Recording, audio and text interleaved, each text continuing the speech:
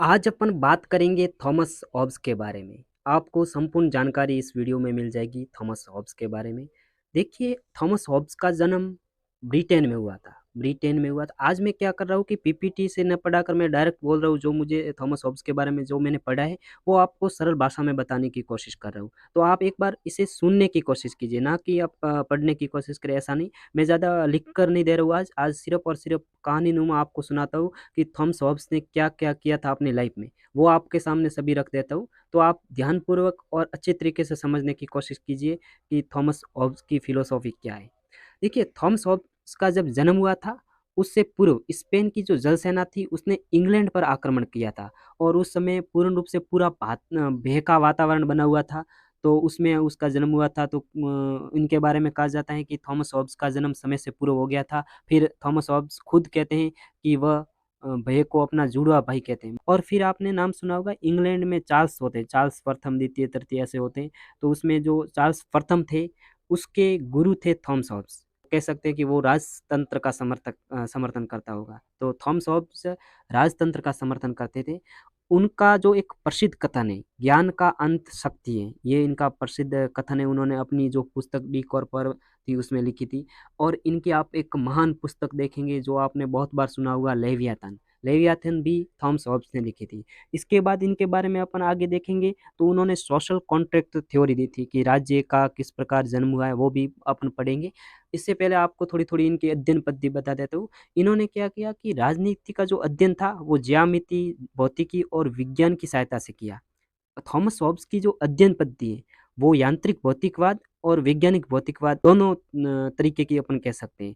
फिर इनका जो यांत्रिक भौतिकवाद है, वो जो मार्क्स का जो द्वंद्वात्मक भौतिकवाद था, मतलब आपने शायद ना पढ़ा हो, लेकिन अपन इस सीरीज में मार्क्स को भी पढ़ेंगे। तो उसमें बताएंगे कि द्वंद्वात्मक भौतिकवाद क्या था।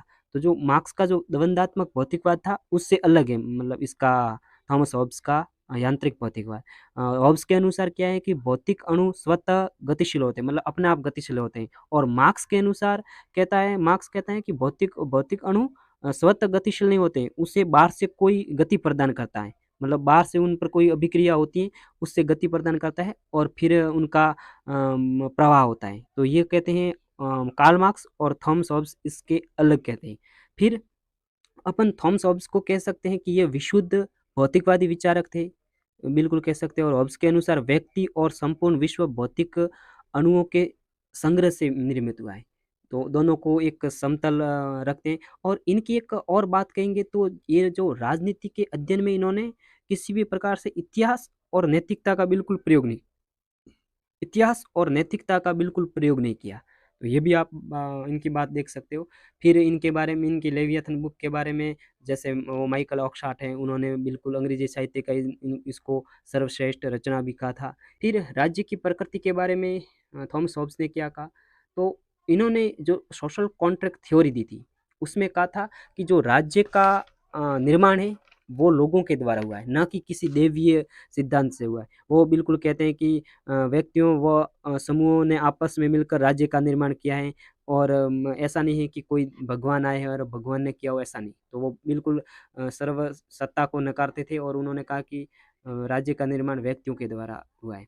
फिर थॉमस हॉब्स के अनुसार व्यक्तियों का स्वभाव कैसा रहा, मतलब ये व्यक्तियों के बारे में क्या कहते हैं, जैसे मैकियावेली कहते थे कि मनुष्य दुष्ट होता है, स्वार्थी होता है। आपने वीडियो देखा होगा, हमने पीछे वीडियो बना रखा है। तो उसमें कहते थे कि मनुष्य ऐसा वैसा होता है, मनुष्य के लिए नेगेटिव उन्होंने पूर्ण प्रेजेंट किया था। तो थॉमस हॉब्स ने भी कह सकते हैं कि थोड़ा नेगेटिव वो भी चले थे। वो उन्होंने कहा है कि व्यक्ति यश और शक्ति प्राप्त करना चाहता है, व्यक्ति लालची और स्वार्थी होता है। मतलब इन्होंने भी मैकियावेली की बात को दोहराया। और कहते हैं कि व्यक्ति की इच्छाएं अनंत होती हैं, जो समाप्त कभी नहीं होती हैं। तो थॉमस हॉब्स ने भी एक नेगेटिव से लोगों का स्वभाव रखा। फिर इसके बाद अपन कहेंगे, तो उन्होंने स्वतंत्रता के बारे में क्या कहा। देखो, स्वतंत्रता के बारे में बिल्कुल नेगेटिव कहा। उन्होंने कहा था कि विधि का मौन रहना ही स्वतंत्रता है, मतलब कि वहाँ पर कानून नहीं होना चाहिए, कानून नहीं होना चाहिए। मतलब यहाँ पर कह सकते हैं कि उन्होंने स्वतंत्रता का नेगेटिव पर्सपेक्टिव अपने सामने रखा। फिर शक्ति का सिद्धांत भी इन्होंने दिया। और ऐसे-ऐसे करके अपन कह सकते हैं कि एक थोड़ा-सा इनके विचारों में एक तरफ अराजकता थी, और दूसरी तरफ निरंकुशता थी। अपन दोनों कह सकते हैं कि उनके विचारों में ये था। फिर उन्होंने उपयोगितावाद का आधार भी रखा। जैसे बेंथम को आप पढ़ोगे, उसने उन्होंने कहा था अधिकतम लोगों का अधिकतम सुख, जिस प्रकार कहा था, इसी प्रकार थॉमस हॉब्स ने भी लोगों के लिए ये उपयुक्तवाद का सिद्धांत भी थोड़ा-थोड़ा प्रस्तुत किया। फिर एक व्यक्ति थे क्लेन रैंड। इन्होंने तो वो तो मतलब हॉब्स के घोर विचारक थे। उन्होंने क्या किया कि जो लेवियाथन थी पुस्तक, उसको ही जला दिया। मतलब कि जला ही दिया। और वो भी कहाँ पर जलाया देखिए, उन्होंने मतलब जो ऑक्सफोर्ड यूनिवर्सिटी थी, वहाँ जाके जला दिया देखो। तो ये भी बहुत खूंखार बात थी उनके लिए। फिर एक माइकल ऑक्सफोर्ड, उन्होंने तो इनको बेहतर सबसे अच्छी पुस्तक घोषित की थी। फिर एक बात जो मतलब उन्होंने लेवियाथन बुक लिखी थी, देखो उस बुक में क्या किया था कि उन्होंने सोशल कॉन्ट्रैक्ट थ्योरी दी थी, सामाजिक अनुबंध का सिद्धांत दिया था। जो मैंने बताया, उन्होंने स्पष्ट कहा था कि भाई जो राज्य का निर्माण हुआ है, वो किसी देवीय शक्तियों ने नहीं किया। जैसे आप अपन प्लेटो, अरस्तु और उनको पढ़ते हैं तो बहुत सारे लोग जो देवीय सिद्धांत इसमें रखते हैं, लेकिन उन्होंने साफ इनकार कर दिया। उन्होंने कहा कि लोगों ने मिलकर राज्य का निर्माण किया था। जिस प्रकार अपन आगे अपन पढ़ेंगे, थॉमस हॉब्स को पढ़ लिया, अपन रूसो को पढ़ेंगे, फिर लॉक को पढ़ेंगे, उनके विचार भी इनके आसपास घूमते हैं। अपन तीनों को साथ में ज़्यादातर जब जैसे पॉलिटी पढ़ते हैं, उसमें थॉमस हॉब्स और जो रूसो और जॉन लॉक, इनको साथ में पढ़ते हैं, लेकिन अपन एक एक वीडियो बना रहे हैं। तो आज अपन थॉमस हॉब्स को थोड़ा सा अपन ने देख लिया। इनकी जो प्रमुख प्रमुख बातें हैं, मैंने वो आपके बीच में रख दी। व्यक्ति को उन्होंने बिल्कुल नेगेटिव प्रेजेंट किया था, और राज्य एक यंत्र है, ये मानव निर्मित संस्था है, न कि देवी, ये भी उन्होंने स्पष्ट कहा था। कोई भी ऐसा भी प्रश्न आता है कि यह राज्य को कैसा मानते हैं, तो बिल्कुल मानव निर्मित मानते हैं, कोई प्राकृतिक वगैरह कुछ नहीं मानते हैं, बिल्कुल यांत्रिक राज्य मानते हैं। और इन्हीं के साथ साथ मतलब जो हॉब्स हैं, हॉब्स के साथ साथ लॉक हैं, बेंथम है, मिल राज्य को ऐसे भी यंत्र मानते थे, वो भी इनको ऐसे मानते हैं। तो इसके साथ साथ अपन और आगे थोड़ी सी बात देख लेते हैं इनकी। फिर इनके बारे में कहे तो इन्होंने क्या कहा कि यदि कोई राजा शासन करता है, तो उसको निरकुश होना चाहिए, और निरकुश और शक्तिशाली होना चाहिए। मतलब कि लोगों को भय में रखना चाहिए, दबा कर रखना चाहिए। ऐसा नहीं है कि लोग उग्र हो जाए और राजा के खिलाफ कुछ करें या राज्य के खिलाफ कुछ करें। ऐसा उन्होंने बिल्कुल मतलब कि एक निरकुश राजा का समर्थन किया कि भाई निरकुश राजा हो और सभी शक्तियाँ उसके पास हो। कोई भी व्यक्ति के स्वतंत्रता का अधिकार है, वो मतलब उन्होंने नगण्य समझा स्वतंत्र का। तो राजा को एक बहुत शक्तिशाली बताया और निरकुश बताया कि भाई निरकुश होना चाहिए और शक्तिशाली भी होना चाहिए, और पूर्ण सत्तावाद भी उसी में विद्यमान होना चाहिए। तो ये उन्होंने राजा के लिए शब्दों का यूज़ किया। फिर उन्होंने कहा कि जो पहले सामाजिक समझौता नहीं हुआ था, मतलब कि राज्य का निर्माण नहीं हुआ था, उससे पहले जो प्राकृतिक अवस्था थी, उसमें मनुष्य एक पशु के समान था। उसमें कोई ऐसा नहीं था कि समाज था या राज्य था, संपत्ति थी, सभ्यता थी, ऐसा कुछ नहीं था, सबका अभाव था। और व्यक्ति एक पशु की तरह जीवन जीता था, और उसमें नैतिकता की संकल्पना तो बिल्कुल हो भी नहीं सकती थी। और उन्होंने कहा उस समय कि माइट इज राइट, शक्ति ही अधिकार था। तो उन्होंने बिल्कुल प्राकृतिक अवस्था को बताया था। और उस समय प्राकृतिक अवस्था में लोग एक दूसरे के विरुद्ध संघर्ष कर रहे थे और एक दूसरे को मार पीट रहे थे, उन क्योंकि उनके ऊपर कोई शासन करने वाला था नहीं, और उनका संरक्षण करने वाला भी नहीं था।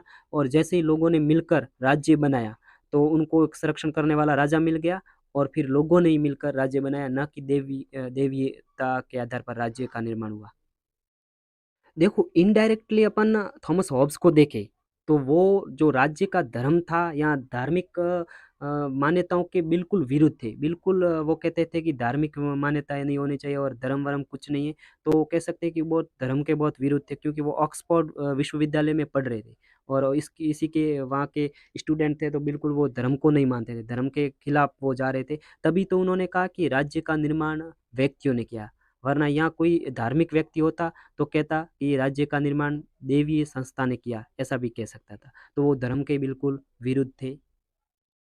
यहाँ पर मैंने थॉमस हॉब्स के बारे में बड़ी-बड़ी जो आम बातें थी वो आप लोगों के बीच में रख दी, और बिल्कुल छोटा-सा ब्रीफ उनका न्यूज़ आपके बीच में रख दी। आप अभी एक थोड़ा-सा और बता देता हूँ इनके बारे में। थॉमस हॉब्स की बुक्स के बारे में अपन बात करें, तो इन्होंने एक डी सिवा जो उन 1600 में लिखी थी, फिर 1651 में इन्होंने लेवियाथन लिखी थी, फिर डी कॉर्पर लिखी, फिर डी ओमाइने लिखी, और बेहेमोथ लिखी। ये पुस्तकें इनकी जो बहुत प्रसिद्ध थी।